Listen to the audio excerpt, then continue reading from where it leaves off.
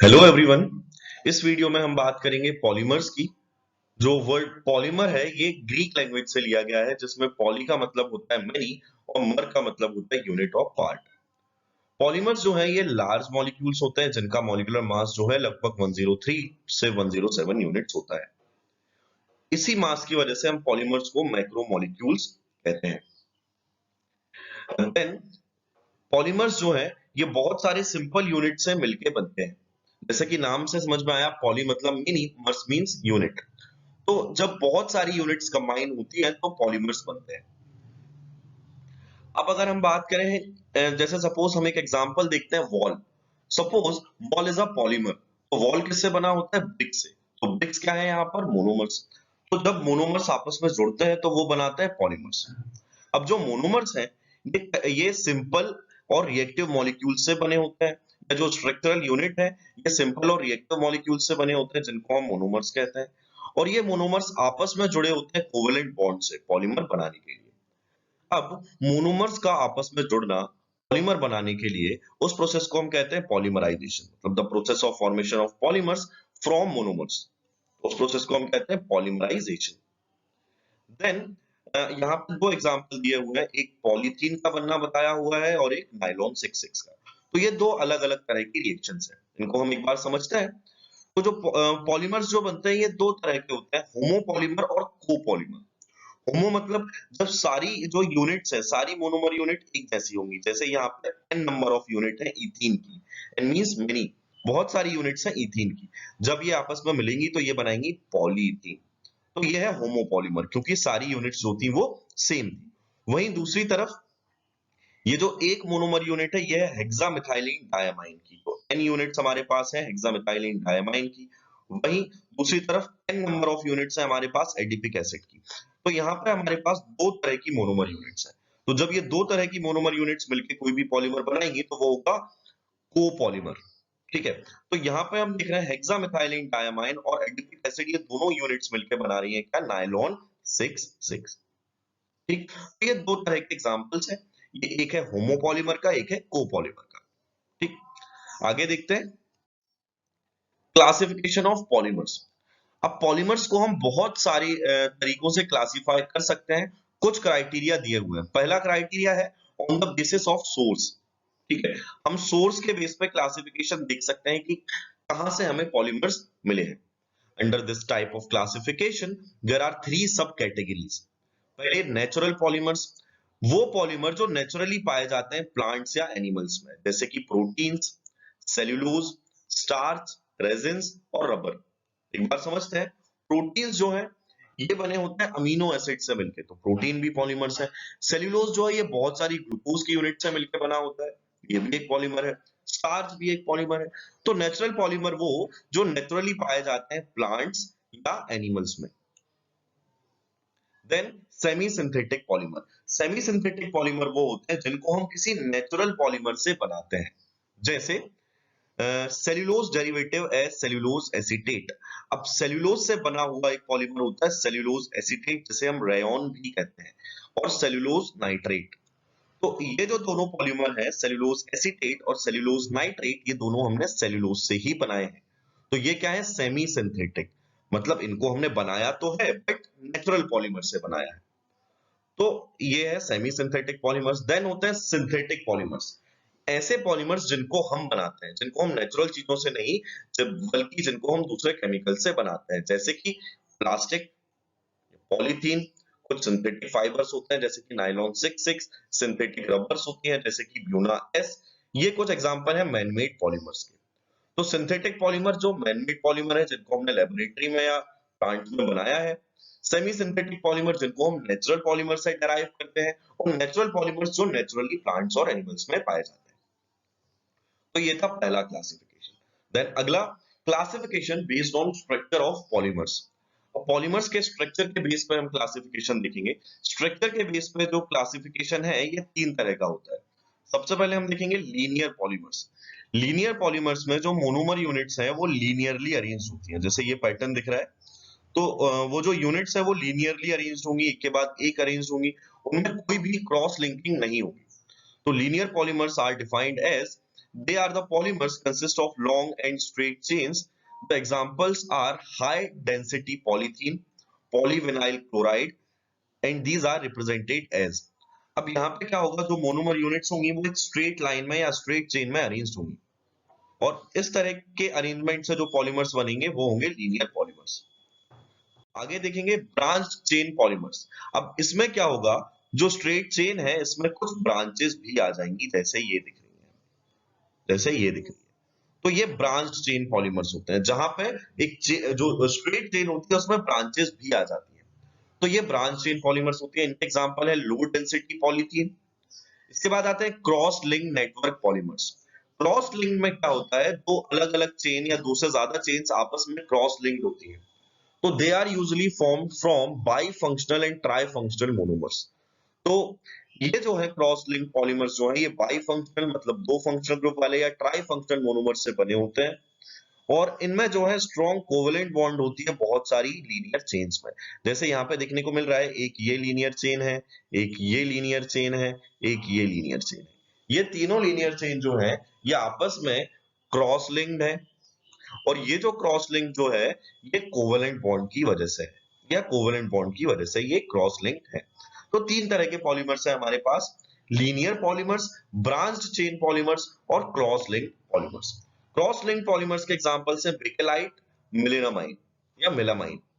These polymers are depicted as follows. तो ये structure जो है ये है क्रॉस लिंक पॉलीमर्स का। आगे हम देखेंगे मोड ऑफ पॉलीमराइजेशन के हिसाब से कि किस तरह से मोनोमर यूनिट्स आपस में जुड़ती हैं पॉलीमर बनाने के लिए। Polymers can also be classified on the basis of mode of polymerization into two subgroups। ठीक है, पॉलीमर्स को हम मोड ऑफ पॉलीमराइजेशन के हिसाब से भी दो ग्रुप में क्लासिफाई कर सकते हैं। सबसे पहले एडिशन पॉलीमर्स। एडिशन पॉलीमर्स में क्या होता है, जो मोनोमर यूनिट्स हैं वो सिंपली ऐड होती हैं और पॉलीमर बनाती हैं। देखते हैं, addition polymers are formed by the repeated addition of monomers possessing double or triple bond, the formation of polythene from ethene and polypropene from propene.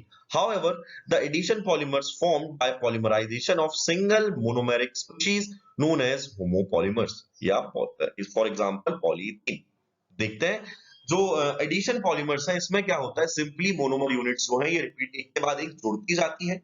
अब जो मोनोमर यूनिट्स है इनमें डबल बॉन्ड या ट्रिपल बॉन्ड दोनों हो सकती है, ये सिंपली मोनोमर यूनिट्स आपस में ऐड होंगी। जैसे कि हम इथीन को आपस में जोड़ के पॉलीथीन बना रहे थे, प्रोपीन को आपस में जोड़ के पॉलीप्रोपीन बना रहे थे। अब जो एडिशन पॉलीमराइजेशन होता है ये सेम तरह की यूनिट से होता है। तो सेम तरह की यूनिट्स क्या होती है, होमोपॉलीमर्स। इनसे बनने वाले जो पॉलीमर्स होते हैं वो कैसे होते हैं, होमोपॉलीमर, जो हमने पिछली स्लाइड में दिखा था। तो जब भी एडिशन पॉलीमर्स बनेंगे सिमिलर मोनोमर यूनिट्स आपस में जुड़ती जाएंगी रिपीटेडली और पॉलीमर बनाएंगी, तो ये होंगे एडिशन पॉलीमर्स। तो नायलॉन 66 में दो मोनोमर यूनिट्स हैं। पहली है हेक्सामिथाइलिन डायमाइन और एडिपिक एसिड। तो इसका नाम हम देखते हैं कि इसे नायलॉन 66 क्यों कह रहे हैं। हेक्सामिथाइलिन डायमाइन में कितने कार्बन है, 6 कार्बन एटम्स। वहीं एडिपिक एसिड में भी कितने कार्बन है, 6, 4 ये रहे, 5 और 6। तो हेक्सामिथाइलिन डायमाइन में भी 6 कार्बन एटम्स हैं और एडिपिक एसिड में भी 6 कार्बन एटम्स हैं। इसलिए ये जो नायलॉन बनता है इसे हम कहते हैं नायलॉन 66। ठीक है, तो नायलॉन जब बन रहा है तो दो यूनिट्स आपस में जुड़ रही हैं, हेक्सामिथाइलिन डायमाइन और एडिपिक एसिड, और इनके जुड़ने के साथ साथ सिंपल मॉलिक्यूल रिलीज हो रहा है जैसे कि वाटर। तो ऐसा पॉलीमराइजेशन जिसमें दो डिफरेंट यूनिट्स आपस में जुड़े और सिंपल मॉलिक्यूल रिलीज हो, इस तरह के पॉलीमराइजेशन को या इस तरह के पॉलीमर्स को हम कहते हैं कंडेंसेशन पॉलीमर्स। क्लियर है? हाँ, कंडेंसेशन पॉलीमर्स जो है ये सिमिलर मोनोमर यूनिट्स या होमोपॉलीमर ये नहीं बनाता है, या ये सिंपल मोनोमर या सॉरी सेम मोनोमर यूनिट से मिलके ये नहीं बनता है। ये हमेशा कंडेंसेशन पॉलीमर्स जो है ये हमेशा कोपॉलीमर्स बनाता है। ठीक है, मतलब दो अलग अलग यूनिट से मिलके बनता है। आगे classification based on molecular forces. अब यहाँ पे समझते हैं classification based on molecular forces. Molecular force यहाँ पे क्या है, जिस फोर्स से दो मोनोमर यूनिट्स आपस में जुड़ रही हैं वो यहाँ पे मॉलिक्यूलर फोर्स है। तो उस मॉलिक्यूलर फोर्स के बेस पे भी हम क्लासिफिकेशन देखते हैं। तो a large number of polymer applications in the different fields depend on their unique mechanical properties like tensile strength, elasticity, toughness, etc. The mechanical properties are governed by intermolecular forces such as van der Waals forces, hydrogen bonds present in polymer. These forces also bind the polymer chains. Under this category, the polymers are classified into following four subgroups on the basis of magnitude of intermolecular forces present in them. तो जो बहुत सारे polymers हैं, उनकी जो mechanical property होती है, जैसे कि किसकी कितनी ज्यादा टेंसाइल स्ट्रेंथ है, किसमें इलास्टिसिटी है, किसमें टफनेस है, तो ये जो सारी मैकेनिकल प्रॉपर्टीज होती हैं पॉलीमर्स की, ये इंटरमोलिकुलर फोर्स गवर्न करते हैं। जैसे कि वैन डर वाल फोर्स है, हाइड्रोजन बॉन्ड है, कोवेलेंट बॉन्ड है, इन सारी चीजों। तो हम इस फोर्स के बेस पे इनको क्लासिफाई कर सकते हैं। सबसे पहले हम देखेंगे elastomers.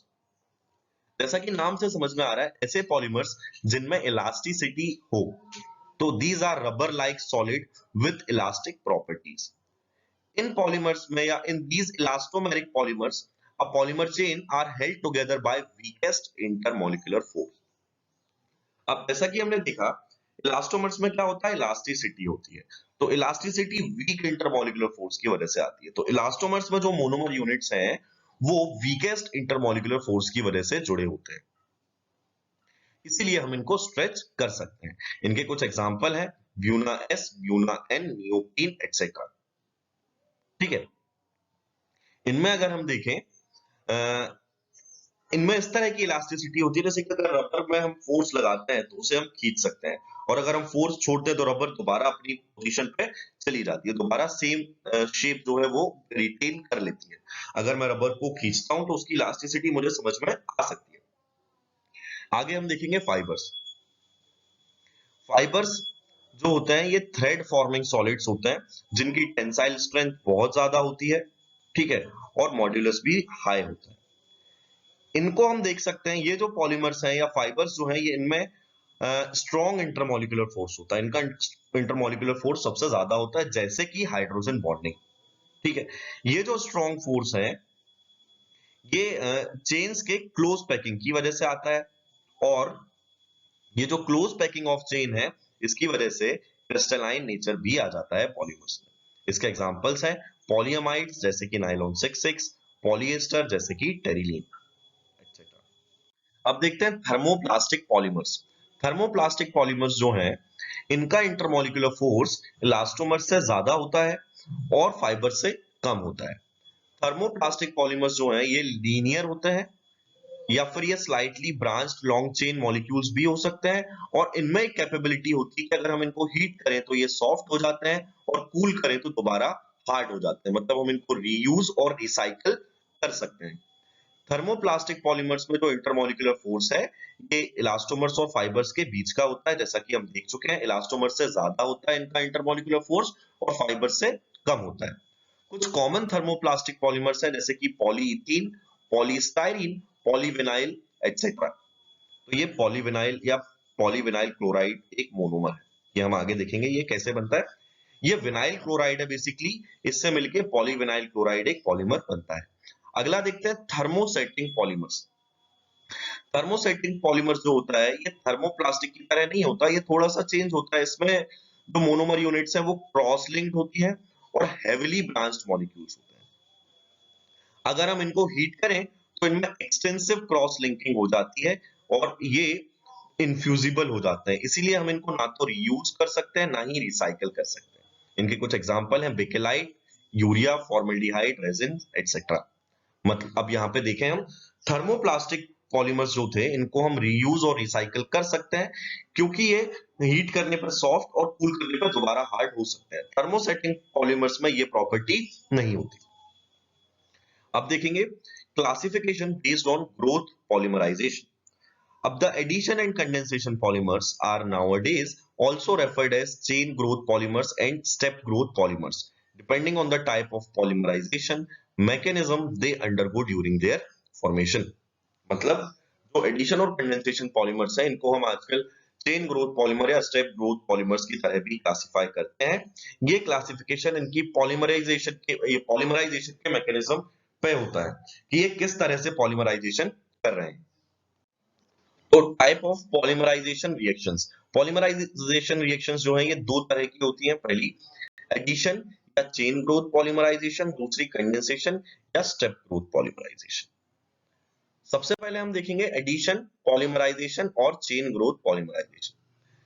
Molecules of same monomer or different monomer simply add together to form a polymer. Addition polymerization या चेन ग्रोथ पॉलीमराइजेशन में क्या क्या होता है देखते हैं। सबसे पहले कि कुछ मॉलिक्यूल्स जो हैं जो वो सेम मोनोमर वाले या डिफरेंट मोनोमर वाले ये सिंपली ऐड करते हैं और पॉलीमर बनाते हैं। मतलब होमोपॉलीमर्स भी बनते हैं और कोपॉलीमर्स भी बनते हैं। सेम मोनोमर यूनिट्स भी ऐड होती हैं और डिफरेंट डिफरेंट भी ऐड होती है। Then the monomers used are mainly the unsaturated compounds. अब जो मोनोमर यूज होते हैं ये बेसिकली डबल या ट्रिपल बॉन्ड वाले मॉलिक्यूल्स होते हैं। तो ये जो मोनोमर हम यूज करते हैं यहाँ पे ये अनसैचुरेटेड कंपाउंड होते हैं। एडिशन पॉलीमराइजेशन जो है ये generally free radical mechanism follow करता है। ठीक है, पहले हम समझते हैं फ्री रेडिकल क्या होता है। फ्री रेडिकल हम किसी भी ऐसे सब्सटेंस को बोलते हैं जिसके पास एक इलेक्ट्रॉन फ्री हो। एक एग्जांपल देखते हैं, जैसे सपोज CH4, सबकी वैलेंसी फुल है। अब अगर मैं बात करूं CH3, तो कार्बन के 3 इलेक्ट्रॉन तो हाइड्रोजन से जुड़े हुए हैं बट कार्बन का एक इलेक्ट्रॉन फ्री है। तो CH3 जो है ये क्या होता है, मिथाइल फ्री रेडिकल। CH3 जो है इसे हम कहते हैं मिथाइल फ्री रेडिकल। इसके पास एक इलेक्ट्रॉन फ्री होता है, तो ये होता है मिथाइल फ्री रेडिकल। तो कोई भी सब्सटेंस जिसके पास एक इलेक्ट्रॉन फ्री हो वो होता है फ्री रेडिकल। तो फ्री रेडिकल पॉलीमराइजेशन हम समझते हैं, it involves formation of reactive intermediate such as free radical, a carbocation और a carbanion। ये कार्बोकेटाइन और कार्बनाइन इनको हम 11th क्लास में अच्छे से समझ चुके हैं। ठीक है, तो कार्बोकेटाइन बेसिकली ऐसा कार्बन एटम जिस पर पॉजिटिव चार्ज हो, कार्बनाइन ऐसा कार्बन एटम जिस पर नेगेटिव चार्ज हो। तो फ्री रेडिकल पॉलीमराइजेशन में क्या होता है, कुछ रिएक्टिव इंटरमीडिएट बनता है। रिएक्टिव इंटरमीडिएट या तो फ्री रेडिकल होगा या कार्बोकेटायन या कार्बनाइन। अब जो एडिशन पॉलीमराइजेशन या चेन ग्रोथ पॉलीमराइजेशन है ये 3 स्टेप प्रोसेस है। पहली स्टेप होती है चेन इनिशिएशन स्टेप, फिर चेन प्रोपोगेटिंग स्टेप और देन चेन टर्मिनेटिंग स्टेप। पहली स्टेप देखते हैं चेन इनिशिएटिंग स्टेप। इस स्टेप में क्या होता है, हम चेन को एडिशन को इनिशिएट करते हैं। जैसे सबसे पहले हम क्या करेंगे, फ्री रेडिकल बनाएंगे। ये है बेंजोइल परऑक्साइड। बेंजोइल परऑक्साइड से हम एक फिनाइल रेडिकल बनाएंगे C6H5। ये फिनाइल फ्री रेडिकल है। अब जैसे ही हमारे पास फिनाइल फ्री रेडिकल बन जाएगा फिर इससे इथीन आके जुड़ने लगेगा। ठीक है, अब इथीन जैसे ही आके जोड़ेगा तो ये चेन फॉर्मेशन जो है ये इनिशिएट हो जाएगा, ये स्टार्ट हो जाएगा। तो ये है चेन इनिशिएटिंग स्टेप। अगली स्टेप देखते हैं chain propagating step. Chain propagating step में क्या होता है, जैसा कि हमने पहले देखा, सबसे पहले बनाया फिनाइल फ्री रेडिकल, फिर उसमें हमने इथीन ऐड कर दिया तो चेन बननी स्टार्ट होगी। अब इस पे क्या होगा, और इथीन के मॉलिक्यूल्स आके जुड़ते जाएंगे, n नंबर ऑफ मॉलिक्यूल्स आके जुड़ते जाएंगे, तो ये चेन जो है ये लंबी होती जाएगी। तो ये होती है चेन प्रोपोगेटिंग स्टेप। अगली होती है चेन टर्मिनेटिंग स्टेप। इस स्टेप में हम चेन के फॉर्मेशन को रोक देते हैं, सॉरी, या चेन के फॉर्मेशन को बंद कर देते हैं। तो यहाँ क्या होगा, एट द एंड जैसे जैसे इथीन आके जुड़ता जाएगा ये चेन बढ़ती जाएगी, लास्ट में आके एक बार फिर से फिनाइल रेडिकल ऐड होगा और ये चेन का फॉर्मेशन रुक जाएगा। तो ये होती है चेन टर्मिनेटिंग स्टेप। तो जो चेन ग्रोथ पॉलीमर्स हैं वो कुछ इस तरह से होते हैं, या इस तरह से ये रिएक्शन चलती है, ये मैकेनिज्म है। सबसे पहले चेन इनिशिएटिंग स्टेप, एक सॉरी, जैसा कि हमने यहाँ पे देखा एक फिनाइल फ्री रेडिकल आएगा और वो इथीन को जोड़ता जाएगा, मतलब चेन बननी स्टार्ट होगी चेन इनिशिएटिंग स्टेप का। चेन प्रोपोगेटिंग स्टेप में और इथीन के मॉलिक्यूल्स जुड़ेंगे और चेन लंबी होती जाएगी। चेन टर्मिनेटिंग स्टेप में लास्ट में कोई एक स्टॉपर आके जोड़ेगा, जैसे कि एक और फिनाइल रेडिकल आके जुड़ रहा है और चेन का फॉर्मेशन रुक रहा है। कुछ इंपॉर्टेंट एडिशन पॉलीमर्स की प्रिपरेशन देखेंगे हम, जैसे कि सबसे पहले पॉलीथीन। पॉलीथीन जो है ये दो तरह की होती है। पहली होती है low density polythene. Low density polythene जो है इसमें हम इथीन का पॉलीमराइजेशन करते हैं हाई प्रेशर में। प्रेशर जो होता है 1000 से 2000 एटमॉस्फेयर होता है और टेम्परेचर जो है ये 350 से 570 केल्विन के बीच होता है। और इसमें हम एक कैटलिस्ट भी यूज करते हैं जैसे कि डाई ऑक्सीजन या फिर पर ऑक्साइड इनिशिएटर। तो यहाँ पर हम देखें लो डेंसिटी पॉलीथीन जो है ये इथीन के पॉलीमराइजेशन से बनती है, जहां पे जो प्रेशर है वो बहुत ज्यादा होता है और टेम्परेचर भी 350 से 570 केल्विन के बीच होता है। अब जो लो डेंसिटी पॉलीथीन जो है ये केमिकली इनर्ट होती है, इसीलिए हम इसे यूज करते हैं खाना रखने में, बहुत सारी चीजें पॉलीथीन में सारी चीजें आती है, फूड भी पैक होकर आता है, ठीक है, और हम बहुत सारी चीजें कैरी करने का काम करते हैं पॉलीथीन में। ये टफ होती है, फ्लेक्सिबल होती है और पुअर कंडक्टर होती है इलेक्ट्रिसिटी की। इसे हम इंसुलेशन में भी यूज करते हैं, इलेक्ट्रिकल कैरिंग वायर्स में, जैसे वायर्स के ऊपर कवरिंग होती है प्लास्टिक की। और इसे हम स्क्वीज बॉटल्स बनाते हैं, स्क्वीज बॉटल्स जैसे कि जो नॉर्मल बिस्लेरी या किनले की जो बॉटल्स आती है नॉर्मली जो स्क्वीज हो जाती है, वो बॉटल्स बनती है लो डेंसिटी पॉलीथीन से। कुछ टॉयज बनते हैं और फ्लेक्सिबल पाइप्स बनते हैं। अगला है high density polythene. High density polythene है, ये भी इथीन के पॉलीमराइजेशन से बनता है, बट यहाँ पे जो पॉलीमराइजेशन है ये हाइड्रोकार्बन सॉल्वेंट में होता है in the presence of a catalyst. यहाँ पे कैटलिस्ट जो है वो हम यूज करते हैं ट्राइथाइल एल्यूमिनियम और टाइटेनियम टेट्राक्लोराइड। इस कैटलिस्ट को हम कहते हैं Ziegler Natta catalyst. Triethyl aluminium क्या होगा? CH3 होल थ्राइस Al, ठीक है। Then titanium chloride TiCl4 titanium tetrachloride. तो ये दोनों जो होते हैं इनको कंबाइंडली हम कहते हैं जिगलर नाटा कैटलिस्ट। तो हाई डेंसिटी पॉलीमर्स जो है या हाई डेंसिटी पॉलीथीन जो है ये हाइड्रोकार्बन सॉल्वेंट में बनती है, जहां पे जिगलर नाटा कैटलिस्ट यूज करते हैं। टेम्परेचर जो है ये 333 से 343 केल्विन होता है, लो डेंसिटी से कम टेम्परेचर होता है, और प्रेशर भी 6-7 एटमॉस्फेयर होता है, ये भी कम होता है लो डेंसिटी पॉलीथीन के कंपैरिजन में।